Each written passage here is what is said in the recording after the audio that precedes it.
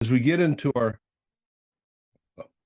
Go ahead. Go ahead. We're I was just, just going to say, as we get into our 60s, yes. vitriol, what do you call them? A little bit of, it's not retinal detachment, but vitriol detachments happen and you get floaters. Yes. Yeah, I've got Yeah. that. Somebody told me about that and I go, I don't know what you're talking about, floaters. No. And now I know exactly what you're talking about. Yeah, it's altogether common, and you just got to make sure you don't get a retinal detachment. That's the main thing. And so I'm knocking on wood, no retinal detachment so far. Good. Um, all right. I think we are ready to go. Okay. I'm Arrington Thompson, and I have a really, really good friend and a pleasure to speak again with Michael Saag, who is at UAB. He is one of the, I guess, not necessarily founders, but one of the drivers behind um, the thing that we carry around in our pockets. Well, back in the old days, we had it in a little pocketbook, but the Sanford Guide. He's been instrumental in AIDS research. And Mike, I appreciate you coming back and chatting with us a little bit about monkeypox. But before we get into monkeypox, um, I wanted to wander back by COVID because President Biden said that the pandemic is over. Is it over? Well, it depends on the flavor of political Kool-Aid that you drink.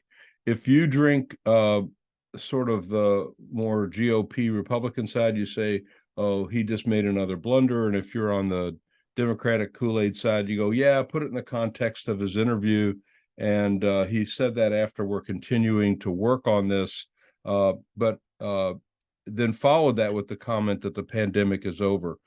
Let me dissect just for a second what I think he meant, not to defend him, but on one level, I could say the pandemic is not over. We are still dealing with it. There's still 400 deaths a day, maybe up to 500. That is not a pandemic that's over. So we still need to do the work. We still need to continue to develop drugs, get the new vaccine out and in people's arms as rapidly as we can. And we'll talk about that in a second, I'm sure. But no, the pandemic is not over. However, I think what he was implying is that the restrictions, the things that we had been putting ourselves through on a social level, that part is over. Now, I could debate whether that's wise or not. I still wear a mask on airplanes. I'm maybe one out of 20 who are wearing masks on One airplanes. out I of a wear, hundred. yeah, maybe.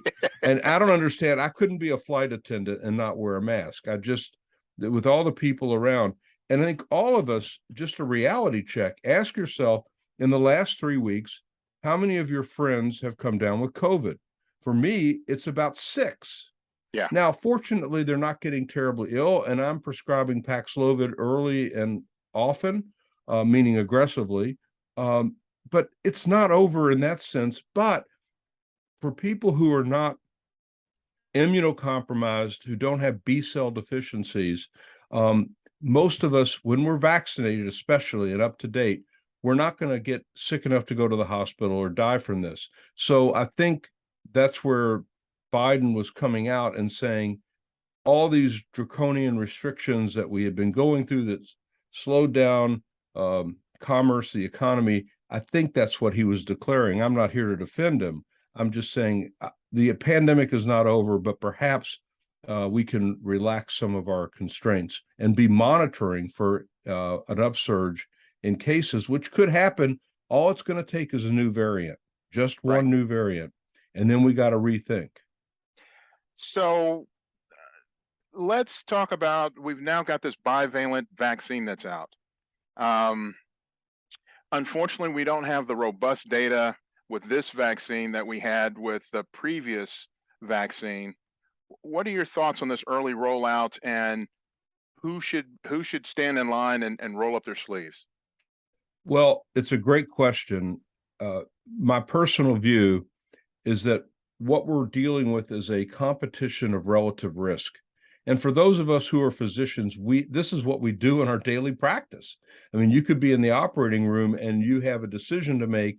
while a patient's on the table and you're weighing out relative risk. If I ligate this artery or if I remove this organ in a certain way, there's going to be an outcome, and I'm going to weigh that out right on the spot. Well, the same thing's happening in public health, except the patient is the population, not a person on an operating table. So in that regard, we know that we've got a rapidly spreading virus still. The pandemic is not over.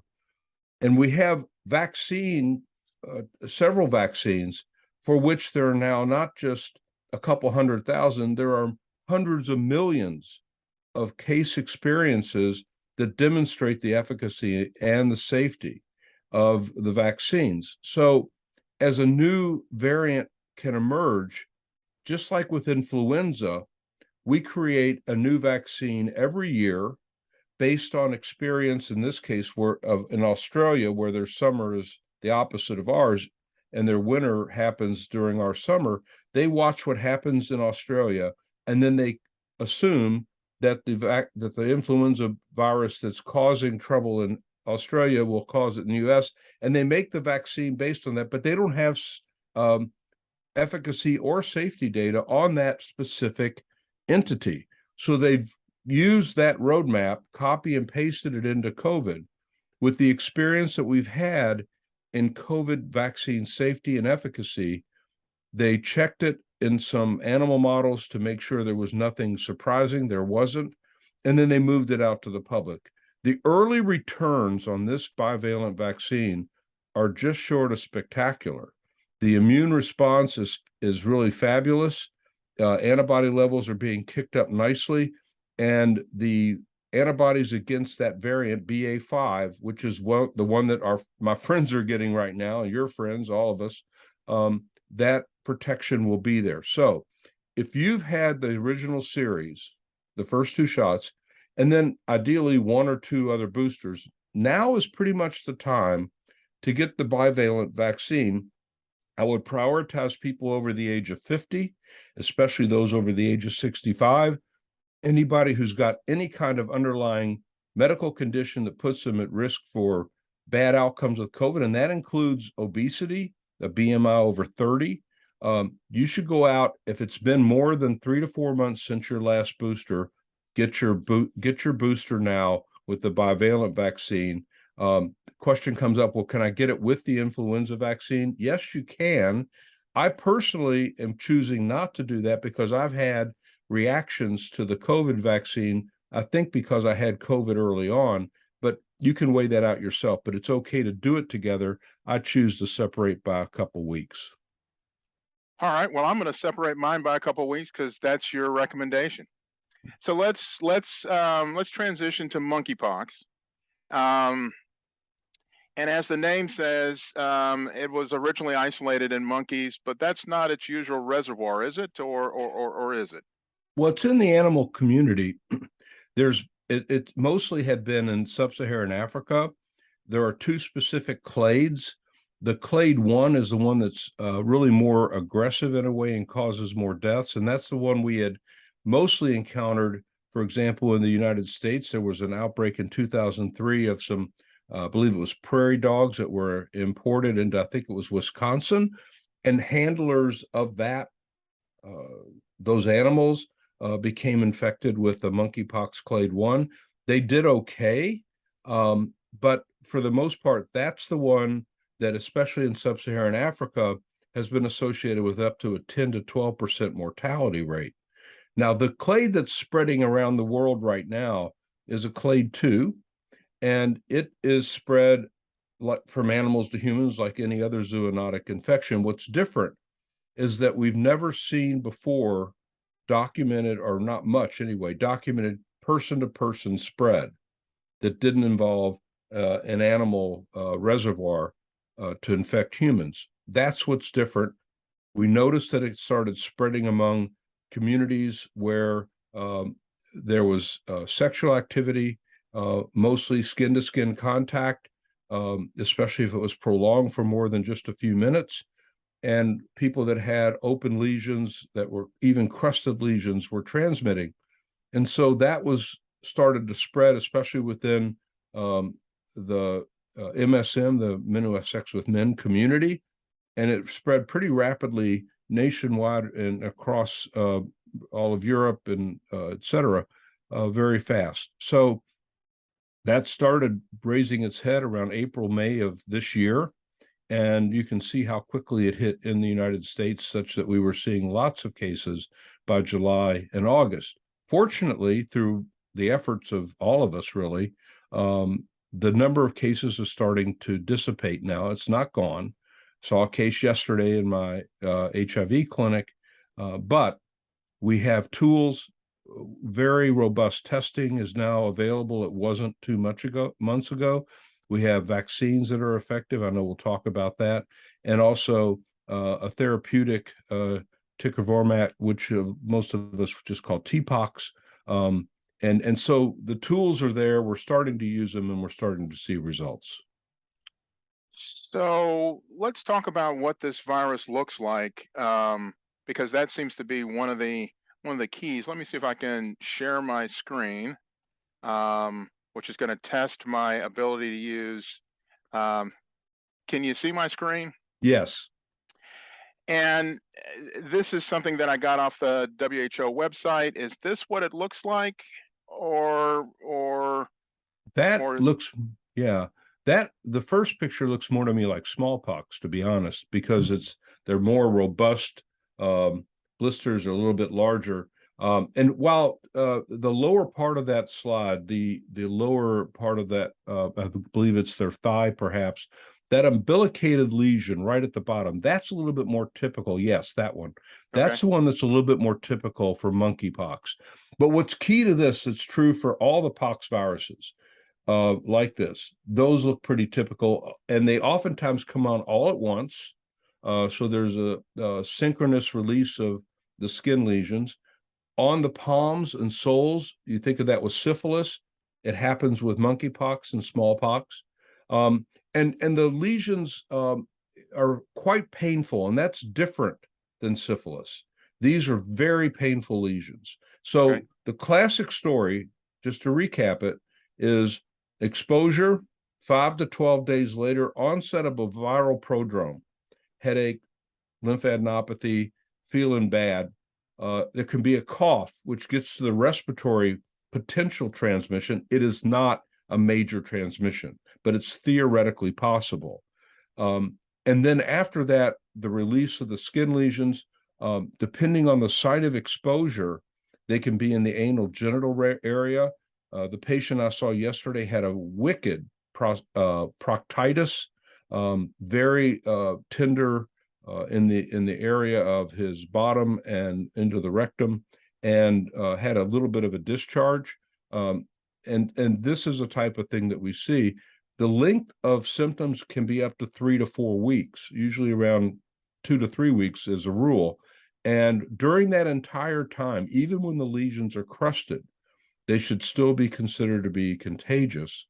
We like to keep people isolated until all the new symptoms are gone for 5 days in a row, and then they can start to re-engage, but they should be careful around others, especially for skin-to-skin contact, until all the lesions are replaced by intact skin.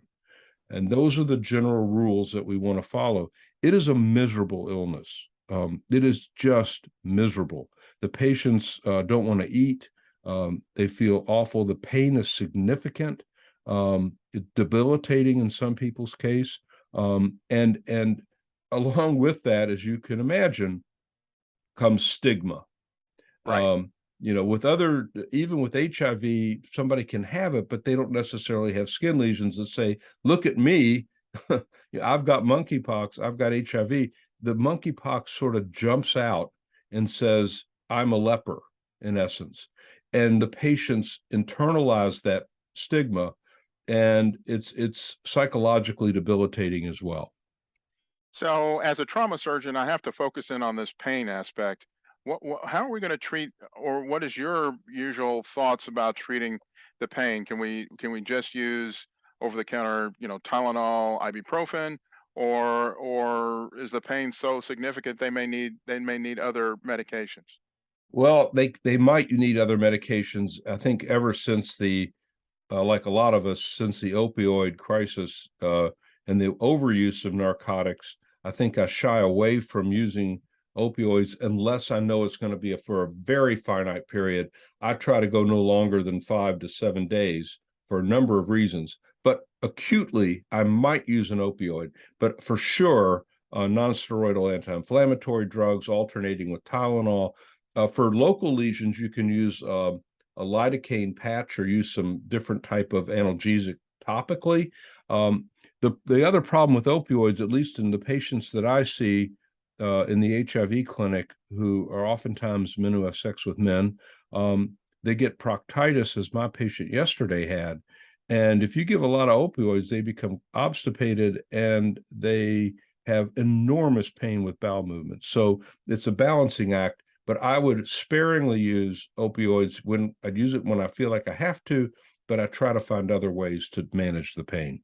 Oh, and the treatment with TPOX, which is recommended now for most all the patients, at least that I see, who have immunocompromised that is HIV, even though it's minimal immunocompromise for those who are successfully treated. TPOX will shorten the duration of symptoms pretty dramatically, and especially the pain. Oh, excellent, excellent. Um, I wanted to talk about what makes this a public health emergency, opposed to, all the other things that we see on a day-to-day basis. Um, can you address that? Sure. I think the general public wouldn't have a reason to understand this, but those of us in medicine, especially in public policy, get this immediately. And that is the use of the term public health emergency is more of a technical release of resources to address an emerging problem. So it's just like if the storm hits the Gulf Coast and it causes flooding, in order for the FEMA and others to be released to the area, they declare a an emergency situation on the Gulf Coast.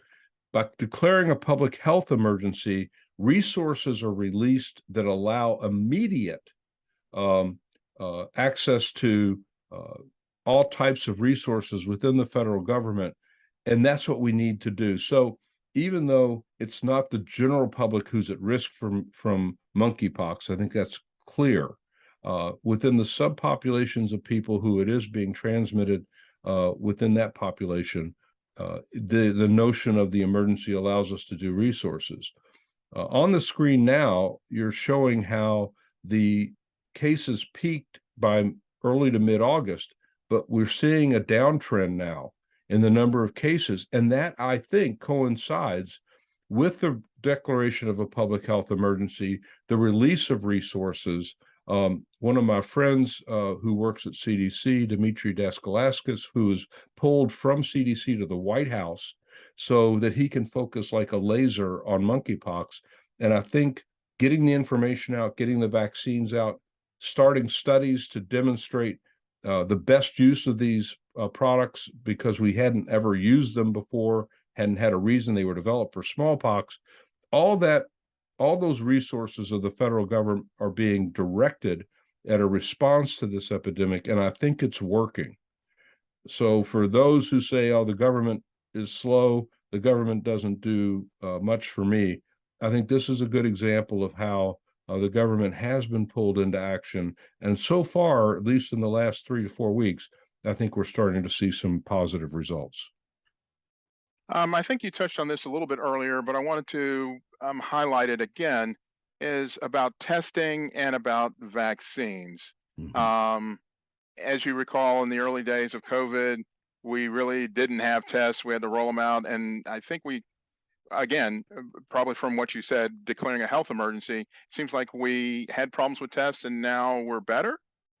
Yeah, we are better certainly for COVID. We have the home tests now, but it took I think too long. Back in January to May, especially of 2020, we were not ready, and it was slow. The monkeypox testing was slow to begin with, but they rapidly have approved labs. For example, at my institution and probably most major laboratories around the country that have PCR technology, and especially if they can do COVID testing by PCR, translating, excuse me, sorry. It's all right. Those who have testing centers around the country for COVID, they're able to pretty nimbly switch over to testing for monkeypox. There are requirements. I think we should go through this where if you see a patient you suspect with monkeypox, isolate them in a room in whatever clinic or emergency room that you're in. Make sure that when the healthcare workers in, they're using basically the same garb that they used when they went into COVID rooms, that is gowns, gloves, masks, N95. And if you're going to be doing procedures like collecting specimen, I would recommend a face shield while you're doing that procedure. You go in, you find ideally the active weeping lesions, or you unroof a blistered lesion, and you take a swab, collect the specimen, put it into viral transport medium that your healthcare center almost certainly has available for you right now. And if not, you should make sure that they provide that for you. And then you get it, put it in a biohazard bag, and you ship it off to ideally your local lab, like in our case at a university health center. We have that. If you don't, you could send it to a public health department down the street or around the corner, and they can do testing for you. You should work out that process for them, and then you get the results back. If the patient is immunocompromised or has other conditions like atopic dermatitis or things that puts them at high risk for prolonged illness or widespread of this virus, then you would immediately try to access tecovirimat, which we'll call TPOXX, and you can start them on therapy. It does require forms. It does require a lot of paperwork. I filled that out yesterday. It took about 7 minutes to get all the information on the sheet and an informed consent. But if you're anticipating, if you're in an emergency room, if you're in an HIV clinic, if you're in an area where you're going to be seeing people at risk for monkeypox, those who are getting it mostly, which is mostly through sexual transmission, having those things set up in advance will allow you to provide the best patient care, and you can get them the TPOXX on the spot. So as this patient left our clinic yesterday, he had 2 bottles of TPOXX in hand with instruction, and he could start the medicine immediately before we had the actual lab result from the hospital, just based on his symptoms, which, as I mentioned already, was proctitis, skin lesions, and a clinical syndrome, plus an exposure in his case that he had been exposed 20 days earlier, and he had symptoms for about 12 days, which is a classic presentation. And that gets me into contact tracing. Are we doing that for monkeypox? We're trying, and I think it's the ideal. So in this person's case, he had a regular partner who was diagnosed with monkeypox around 2.5, 3 weeks ago. If he had been aware that says my patient, he should have gone to the health department to request a vaccine, because getting a vaccine within 4 days of an exposure is very protective. We are not using so much right now, at least for non-severely immunocompromised patients. We're not using prophylaxis with antiviral drugs, but the vaccine would be a great option for him almost the day of his partner being diagnosed and treated with TPOXX. That would be the ideal. The other people who are eligible for vaccines right now, besides those at risk, which I would say are men who have sex with men, especially if they are in a community where there's a large number of cases, immunocompromised patients otherwise who are have the likelihood of coming into contact with somebody with monkeypox, and that could include healthcare workers. We're now in our clinic, those who are seeing the monkeypox cases on the front line, they have all been vaccinated now. And early on, we had concern about the availability of vaccine, because the dose was fairly large, and we didn't have a large supply, maybe 1 million doses. Through some of the work and preclinical development, they determined that 1/5 of the dose would provide almost the same type of immunity. So we went to a 1/5 dose that obviously increased supply from 1 million doses to case series, from 1 million case series coverage, that is 2 shots, to 5 million. And now we have an ample supply of vaccine. And so that also is probably part of the reason we're emerging from, or seem to be emerging from, the epidemic at the moment. So, in the last couple of minutes, what are the things that clinicians need to be aware of? What should they take away from our discussion? We should all be aware that monkeypox is in the community for most all of us around the United States. It's transmitted from skin to skin contact, from prolonged, especially more than just a few minutes. That occurs obviously during sexual encounters. It is not specifically a sexually transmitted infection, because while it can be transmitted sexually, and that is maybe the predominant way, it is not the only way that the virus is transmitted, making it different from most other STIs. And so it can be transmitted from other types of close skin to skin contact, especially when there are lesions present. We know that it can theoretically be transmitted through the respiratory route, or through saliva that may be aerosolized or spread. That's a very low risk, but it's possible. But most of the cases at skin to skin contact, there have been uncommon transmissions from contaminated bed sheets, towels, that type of thing. So if you have access, or if you're exposed to someone with monkeypox, then you want to make sure that in the house they are cleaning appropriately the bed sheets and towels. And then in advance, ideally, all of us as physicians and providers should know how we would manage this when somebody presents to our healthcare facility. And what we're looking for in a patient are people that have had either a known exposure and then developed symptoms, or somebody coming in de novo with what looks like, say, syphilis, skin lesions, especially on palms and soles, preceded in most cases by a prodrome of a viral-like constitutional syndrome, and especially be looking for anal genital region, and in the case of men who have sex with men, proctitis, or area around the anal area with lesions. Michael Saag, I really, really appreciate you being with us.